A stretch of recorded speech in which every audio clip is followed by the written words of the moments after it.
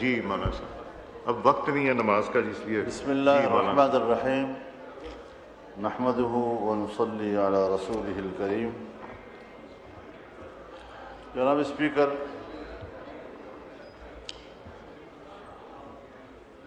آج ایسا مجھے محسوس ہو رہا ہے کہ آپ کچھ دباؤ میں ہیں اور نارمل موڈ میں نہیں ہیں، تو اس ایوان کی کارروائی میں آپ کے موڈ کا بھی بڑا رول ہوتا ہے۔ کچھ تھوڑا سا اپنے آپ کو نارملائز بھی کیا جائے، نیوٹرلائز بھی کر لیں اپنے آپ کو، تو پھر انشاءاللہ ہم اپنی بات بڑی اچھی طریقے سے ڈیلیور کر سکیں گے۔ مولانا صاحب یہ وہ کرسی ہے جہاں نہ حکومت خوش ہوتی نہ اپوزیشن خوش ہوتی، تو یہ سب سے مشکل کرسی ہے، اور دباؤ میں تو میں ہر وقت ہی رہتا ہوں کہ ان کو بھی بچانا ہے، ان کو بھی بچانا ہے، ان کو بھی موقع دینا ہے، ان کو بھی موقع دینا ہے، مگر میں اس دباؤ میں نہیں آتا جو زبردستی کرانے کے لیے یہاں کھڑ کے لیا جاتا ہے۔ میں نے کہا تھا تشریف رکھیں۔ جی شکریہ۔ بات زبردستی کی نہیں ہے، ایک رکن ایوان کی حیثیت سے گفتگو کا اور اپنی بات کرنے کے حق کی ہے، سو وہ ہمارا حق ہے۔ قانون سازی ہوئی اور اس قانون سازی پر اسی فلور پر ہم اپنے تحفظات کا اظہار کر چکے ہیں۔ ہم نے اس قانون سازی کو قرآن و سنت کے منافی اور آئین کے منافی تصور کیا ہے، اور اگر ہم نے آپ سے یہ کہا ہے کہ اسلامی نظریاتی کونسل موجود ہے جہاں شریعت انوالو ہو، وہاں کم از کم یہ چیزیں وہاں بھیج دی جائیں تاکہ وہاں سے واضح طور پر رائے آ جائے کہ علماء کرام کیا کہتے ہیں، مذہبی لوگ کیا کہتے ہیں۔ اس میں آئینی ماہرین بھی ہیں، قانونی ماہرین بھی ہیں، تمام مکاتب فکر کی نمائندگی ہے، لیکن اس طرح آپ نظر انداز کر کے اور پھر قانون کے پیچھے لکھا ہوتا ہے کہ ہم اقوام متحدہ، کبھی FATF، کبھی IMF اور ان کے منشور اور فلاں کے تقاضوں کے مطابق قانون سازی کر رہے ہیں۔ ہم نے تو اس آئین کا حلف اٹھایا ہے، ہم نے تو اقوام متحدہ کے منشور کا حلف نہیں اٹھایا۔ تو اس حوالے سے یا تو لفظ اسلامی جمہوریہ سے اسلامی کاٹ دیں، تو پھر جمہوریہ کہتے رہیں، اور ایک سیکولر نظام ہے، سیکولر ملک ہے، اس میں قرآن و حدیث کی کوئی حیثیت نہیں ہے۔ جو شخص جیسے چاہے قانون سازی کرے، کس کی پیروی ہو رہی ہے، کس ایجنڈے کی پیروی ہو رہی ہے، اس پر میں اپنے شدید احتجاج اس ایوان کے فلور پر نوٹ کرا رہا ہوں، اور یہ بات واضح کر دینا چاہتا ہوں کہ ہم ایسے قانون ملک پہ چلنے نہیں دیں گے۔ آپ نے جس طرح کے آئینی قوانین بنائے ہیں، جس طرح کے آئینی قوانین میں آپ نے ترمیم کی ہے، میں اعلان کرتا ہوں کہ میں سرعام اس کی خلاف ورزی کروں گا، اور 15 سال اور 16 سال اور 12 سال اور 10 سال کے جوانوں کی شادیاں کراؤں گا اور ان میں خود بیٹھوں گا۔ آپ بتائیں گے کہ پھر آپ کس طرح میرا مقابلہ کرتے ہیں۔ میں آپ کے قانون کو چیلنج کرتا ہوں، میں آپ کی قانون سازی کو چیلنج کرتا ہوں، میں آپ کی ذہنیت کو چیلنج کرتا ہوں۔ یہ کیا طریقہ ہے ہمارے ملک میں مسلمان کہلانے والے؟ یہاں پر آپ کے نائب وزیر اعظم اور وزیر خارجہ نے فلور پر میری گفتگو کے جواب میں فرمایا کہ ہم بھی تو اللہ اور رسول کو ماننے والے ہیں، اگر آپ کی نظر میں یہ اس کے خلاف ہے تو آپ ترامیم دیں۔ میں نے ان سے فون پر بات کی اور میں نے کہا کہ آپ نے فوری طور پر مجھے جواب دیا ہے، ذرا اپنے ماحول سے مشورہ کر کے آپ نمائندگی لے لیں، مینڈیٹ لے کر پھر آپ بتائیں، ہم ایک کمیٹی بنا کر آپ کے ساتھ بات کرنے کو تیار ہیں۔ انہوں نے کہا ٹھیک ہے۔ اس کے بعد کوئی سوال جواب نہیں ہے۔ یہ ڈنگ ٹپاؤ والی سیاست جو ہے یہ شاید مناسب نہیں ہے۔ پاکستان اس طرح کیسے چلے گا؟ آپ تو جمہوریت کو شکست دے رہے ہیں، اور جو مسلح گروہ جو بیانیہ لے کر اٹھے ہیں، آپ قدم قدم پر ان کو تقویت دے رہے ہیں۔ ہماری توانائیاں یہاں پر کس بات پہ ضائع ہو رہی ہیں؟ ہم کس چیز کے لیے یہاں آئے ہوئے ہیں؟ ہم نے تو آئین کا حلف اٹھایا ہے، ہم تو جمہوریت کی بات کرتے ہیں، ہم تو پارلیمنٹ کی بات کرتے ہیں، ہم تو ووٹ کی بات کرتے ہیں۔ اور اگر مذہبی دنیا وہ پاکستان کے آئین کی نمائندگی کرتا ہے، آپ کے شانہ بشانہ کھڑا ہے، آپ یہاں پر اس قسم کی حرکتیں کر کے جس طرح آئین کو روند رہے ہیں، جس طرح عقیدے کو روند رہے ہیں، اور پھر ہماری توانائیوں کو تباہ و برباد کر رہے ہیں. جمہوریت شکست کھا رہی ہے، پوری دنیا میں شکست کھا رہی ہے. اور میں نے کل کی گفتگو میں بھی یہ کہا تھا کہ پوری دنیا میں جمہوریت ختم ہو رہی ہے. اب یا سرمایہ داریت ہے اور یا آمریت ہے، اور وہ راج کر رہی ہے. بات ہو رہی ہے بورڈ آف پیس کی، مجلس السلام کی، جو مسٹر ٹرمپ کا ایک نظریہ ہے. اس نظریے کا آغاز ان کے 20 نکاتی فارمولے سے ہوا ہے. 20 نکاتی فارمولہ امن کے لیے. یہاں پر آپ کے وزیر خارجہ نے بیان دیا اس ہاؤس میں کہ اس پہ تبدیلی آئی ہے اور ہمیں بتائے بغیر تبدیلیاں لائی گئی ہیں. جب ہمارا اس پر اعتراض ہو گیا، فلور پر ہم نے اپنی قوم سے کہا، نمائندگان قوم سے کہا، اس کے بعد پھر آنکھیں بند کر کے وہاں چلے جانا اور ان کے 20 نکات کو قبول کرنے کا کیا تصور پیدا ہو سکتا ہے؟ کہیں کوئی ضمیر، کہیں کوئی ایک خود اعتمادی اپنے اوپر، کبھی اپنے ملک اور قوم پر خود اعتمادی، اور آج ہم اس میں جا رہے ہیں. آپ مجھے بتائیں کہ کیا ٹرمپ نے نہیں کہا اور کل کی تقریر میں نہیں کہا ہے اکنامک فورم پر کہ اگر حماس غیر مسلح نہیں ہوتا تو ان کا وہی حشر کیا جائے گا جو لبنان میں حزب اللہ کا کیا گیا؟ تو لبنان میں حزب اللہ پر حملہ اسرائیل نے کیا تھا، یعنی وہ فلسطینیوں کی قوت مزاحمت کو تو ختم کرنا چاہتا ہے اور اسرائیل کی قوت جارحیت کو تقویت دے رہا ہے. اور آج تک جتنے معاہدات ہوئے ہیں ان تمام معاہدات کی تاریخ پڑھ لیں، اس میں انہوں نے فلسطین کو سکیڑا ہے اور اسرائیل کو سپیس دیا ہے، مسلسل سپیس دیا ہے اس کو. ہم ایسے حالات میں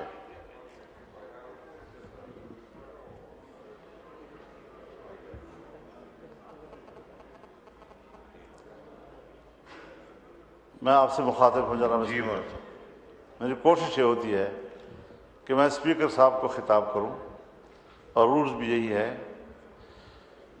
تو بنیادی بات یہ ہے کہ جہاں دھمکیاں ہیں، اگر ایسا کیا گیا تو میں ایسا کر دوں گا، ان کی ایسی تیسی پھیر دوں گا، تباہ و برباد کر دوں گا، کیا یہ صلح کی آغاز ہے؟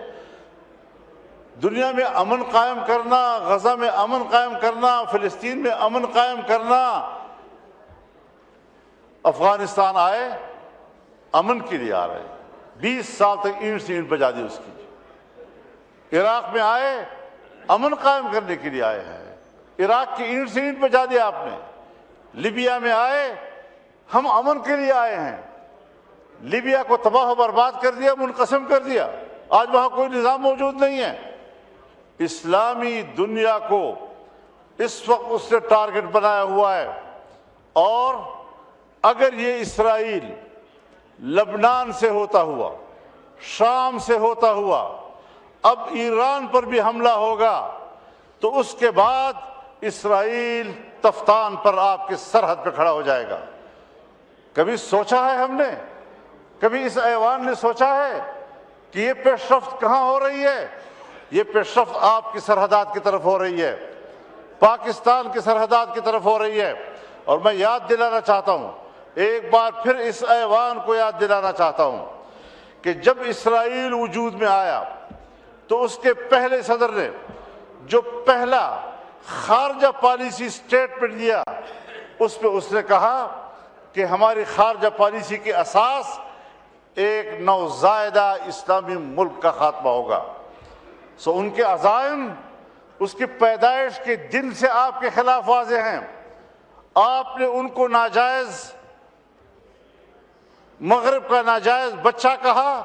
اس نے کہا میرا سیاسی زندگی کا آغاز اس مقصد کے لیے ہوگا کہ اس نوزائیدہ ملک کا خاتمہ کروں. ان کے ارادے بھی واضح ہیں. آپ کی سوچ بھی واضح ہے، اس کے بعد ہم آنکھیں بند کر کے دوڑ جاتے ہیں اور سیاسی قوت ہو ایک ہی جگہ پر دوڑ رہے ہوتے ہیں تاکہ ہم کسی طریقے سے اس بت کو راضی کر سکیں۔ اللہ کے مقابلے میں آج تم ایک ٹرمپ بت کو راضی کرنے کے میں لگے ہوئے ہو، اس سے بڑا شرک اور نہیں ہو سکتا۔ پاکستان کو اگر بچائے گا تو اللہ کی ذات بچائے گا، اگر پاکستان کو بچائے گا یہ 99 صفات اللہ کے ضمانت دیں گے۔ خدا کی قسم امریکہ نے آپ کے بنگال کو بھی نہیں بچایا، اور آج اگر یہ ملک ٹوٹے گا تب بھی آپ کو نہیں بچائے گا۔ کچھ خدا کا خوف کرو، ہم کدھر جا رہے ہیں؟ ایک قوم کی آزادی سلب ہو رہی ہے، 70,000 لوگ شہید کر دیے گئے ہیں، 1 لاکھ سے زیادہ بیماری اور بھوک سے مر گئے ہیں، 1.5 لاکھ سے زیادہ بے گھر ہو چکے ہیں، اور اس کے باوجود ہم ایسے صلح کو قبول کر رہے ہیں، ایسے فورم پر جا رہے ہیں جس کا آغاز دھمکیوں سے ہو رہا ہے، جس کا آغاز ایک فریق کو۔ اور اسرائیل کہتے ہیں اقوام متحدہ میں بھی تو اسرائیل بیٹھا ہے تو پاکستان بھی بیٹھتا ہے، سلامتی کونسل میں بھی تو اسرائیل بیٹھتا ہے تو پاکستان بھی بیٹھتا ہے۔ اگر یہ دلیل ہے آپ کی تو پھر آپ مجھے بتائیں کہ 1948 سے لے کر آج تک آپ کے پاسپورٹ پر کیوں لکھا ہوا ہے کہ سارے ویزے لگ سکتے ہیں سوائے اسرائیل کے؟ اگر بیٹھنا کسی جگہ پر کسی فورم پر وہ دلیل ہے، لیکن آج وہ غزہ کے معاملے میں صرف فریق ہی نہیں قاتل ہے، اور عالمی عدالت انصاف نے اس کو مجرم قرار دیا ہے اور یہ حکم دیا کہ جہاں سے وہ گزرے کسی بھی ملک میں اس کو گرفتار کیا جا سکتا ہے۔ مگر امریکہ میں بھی اس کو پروٹوکول دیا جا رہا ہے، ٹرمپ بھی اس کو پروٹوکول دے رہا ہے، اور ایک قاتل ایک فریق آج وہ صلح کے میز پر بیٹھا ہوگا، ثالثی کا کردار ادا کرے گا۔ کوئی ہے خدا کا خوف کہیں پر؟ کرو، سب کچھ کرو، ہمیں امن چاہیے، لیکن امن چاہیے کہ بھی راستے ہوتے ہیں۔ ہم قبائلی لوگ ہیں، جرگوں کو جانتے ہیں، صلح کے اصولوں کو جانتے ہیں، کس طرح معاملات ہوتے ہیں۔ جناب اسپیکر، پاکستان پر رحم کرو خدا کے لیے۔ ہندوستان ہمارا دشمن، افغانستان سے ہماری لڑائی، چین ہم سے مایوس، ایران کے ہمارے بارے میں تحفظات، ہم جس جغرافیائی ماحول میں گھرے ہوئے ہیں، ہر طرف معاشی ترقی ہو رہی ہے، ایک پاکستان ہے جو ڈوب رہا ہے۔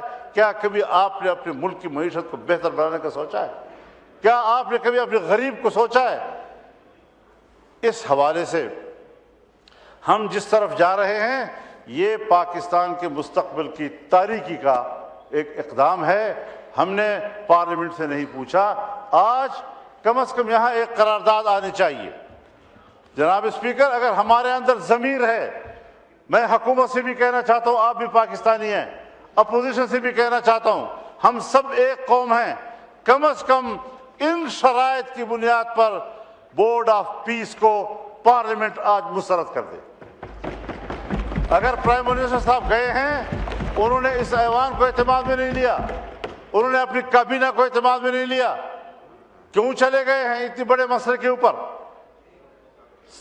آخر 1 لاکھ لوگ شہید ہوئے ہیں، در بدر ہو گئے ہیں، گھروں سے نکل چکے ہیں، ہمارا کہاں کیا مقام رہ گیا ہے دنیا کے اندر؟ نماز کا ٹائم ہو گیا۔ اس حوالے سے ہمارے بہت تحفظات ہیں، اور اگر اس قسم کے فورم پر ہمارا ملک بیٹھتا ہے، میں آپ کی اس حکومت کو جعلی بھی کہہ چکا ہوں، آپ کی اکثریت کو جبری بھی کہہ چکا ہوں، اور جعلی اور جبری نظام کے خلاف اپنے جہاد کو جاری رکھنا یہ ہمارا قومی فریضہ ہوگا، دینی فریضہ ہوگا، اور انشاءاللہ العزیز یہ جنگ جاری رہے گی۔ آپ نہیں جیت سکیں گے یہ جنگ، اللہ تعالیٰ ہماری مدد فرمائے، لیکن آپ ذرا مہربانی کریں، ایوان سے کہیں کہ اس طرز عمل کو مسترد کر دے، اور آئیں ایوان سے مشورہ کریں، ملک سے مشورہ کریں، عوام کے نمائندوں سے مشورہ کریں، اپنی کابینہ سے کم از کم مشورہ کریں، اور قانون سازی جہاں پر شریعت انوالو ہو کم از کم اسلامی نظریاتی کونسل میں بھیج دیں۔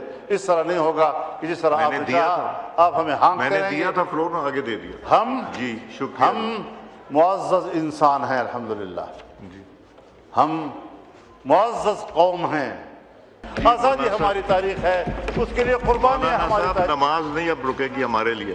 جی شکریہ، جی شکریہ، جی ہاں شکریہ جی۔ شہری صاحبہ